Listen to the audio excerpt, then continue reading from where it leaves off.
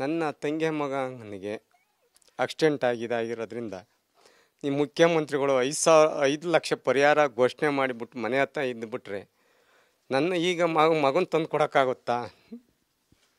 ಹಾಂ, ಆ ವಿಚಾರಕ್ಕಾಗಿ ಬಂದು ಅವ್ರು ಬಡ ಕುಸ್ತುಂಬ ನನ್ನ ತಂಗಿಯ ಮಗ ಸತ್ತೋಗಿರೋದು.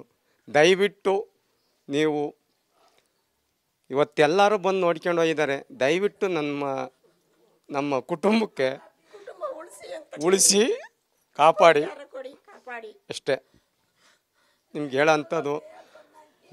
ನೀವು ಭದ್ರತೆ ನೀಟಾಗಿ ಇದು ಮಾಡಿದರೆ, ಉಸ್ತುವಾರಿ ಸಚಿವರು ಬೈರೇಗೌಡರು ಇದಕ್ಕೆಲ್ಲ ಇದು ಮಾಡಿದರೆ ಈ ಪರಿಸ್ಥಿತಿನೇ ಬರ್ತಿರ್ಲಿಲ್ಲ. ಅವರು ಬಂದು ಹೋಗಿದ್ದಾರೆ, ಆದರೆ ದುರಂತ ಏನು ಮಾಡೋಕ್ಕಾಗಲ್ಲ. ಇದೊಂದು ಗಮನಕ್ಕೆ ಇಕ್ಕೊಂಡು ಈ ಬಡ ಕುಟುಂಬಕ್ಕೆ ಒಂದು ಸಹಾಯ ಮಾಡಿರಿ ಅಂತ ಕೇಳ್ಕೊಂತೀನಿ ನಿಮ್ಮ ಮನೆಯಲ್ಲಿ.